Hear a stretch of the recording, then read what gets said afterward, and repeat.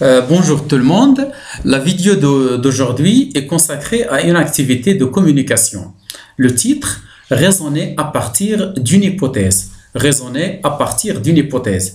Les objectifs de cette séance, c'est reconnaître qu'est-ce que c'est qu'une hypothèse, reconnaître le rôle et la fonction d'une hypothèse, c'est-à-dire à quoi sert une hypothèse. Dernier objectif, c'est apprendre à formuler convenablement une hypothèse pour expliquer un fait ou pour aboutir à une conclusion. Nous allons commencer par l'énoncé suivant. Le professeur ne peut pas copier les documents car la photocopieuse est en panne.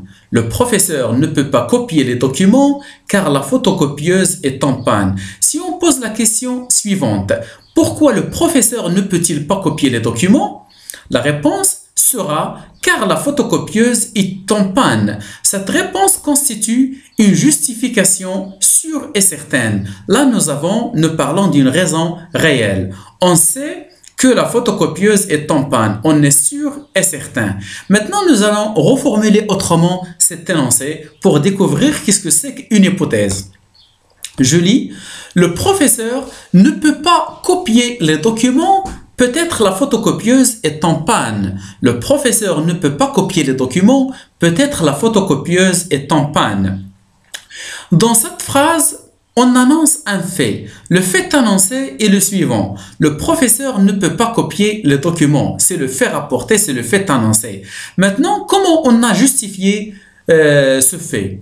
Quelle est la raison? Quelle est la justification de ce fait? La justification est la suivante. Peut-être la photocopieuse est en panne. Cette justification qui est introduite par l'expression peut-être est probable. C'est une justification possible, c'est-à-dire qu'on n'est pas sûr et certain. Il y a la probabilité, il y a la possibilité. Peut-être.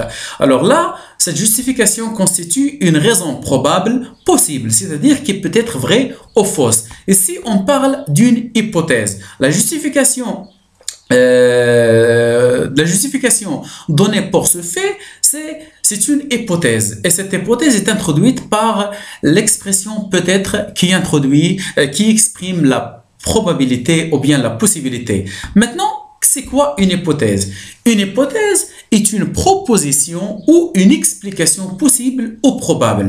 Une hypothèse est une proposition ou une explication possible ou probable. Parmi les moyens qu'on peut utiliser pour formuler une hypothèse afin d'expliquer un fait, afin de justifier un fait, en plus de peut-être, je cite, je suppose que, il se pourrait que, le mode conditionnel. Nous allons prendre un exemple. Mon ami est absent, je suppose qu'il soit malade. Je suppose qu'il soit malade. Un autre exemple, avec le deuxième moyen, mon ami est absent, il se pourrait qu'il soit malade. Mon ami est absent, il se pourrait qu'il soit malade. Comme vous remarquez, après les expressions je suppose que, il se pourrait que, on conjugue le verbe au subjonctif. Dernier exemple avec le mode conditionnel, mon ami est absent, il serait malade. Maintenant, à quoi sert une hypothèse? Comme on l'a vu dans l'exemple précédent, une hypothèse sert à expliquer un fait. On peut formuler une hypothèse pour expliquer un fait. Mais il y a une deuxième fonction de l'hypothèse.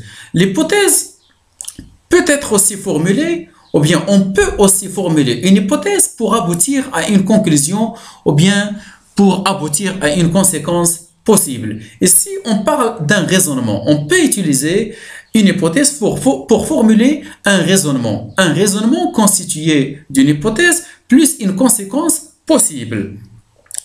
Observons l'exemple suivant. Si tu continues à fumer, tu pourras mourir. Si tu continues à fumer, tu pourras mourir. Dans cet énoncé, on a une hypothèse qui est si tu continues à fumer. Cette hypothèse est introduite par la conjonction de conditions si. La deuxième partie de la phrase constitue une conséquence possible à cette hypothèse. Alors là, on a un énoncé. Dans cet énoncé, il y a un raisonnement. On raisonne. C'est-à-dire qu'on part à partir d'une hypothèse, on formule une hypothèse pour arriver à une conclusion ou bien à un résultat possible. C'est ce qu'on appelle un raisonnement à partir d'une hypothèse. Ici, le moyen utilisé pour formuler cette hypothèse, c'est ici. Et bien sûr, pour formuler une hypothèse, on peut utiliser les autres moyens qui expriment la condition en général, comme au cas où, en supposant que. Avec au cas où, on peut dire, au cas où tu continuerais à fumer, tu pourrais mourir. Avec en supposant que, on peut dire, en supposant que tu continues à fumer, tu pourras mourir. On passe maintenant à un exercice d'application. Premier exercice, la consigne est la suivante. Formuler des hypothèses pour expliquer les faits suivants. Le premier fait, cet élève n'a pas réussi.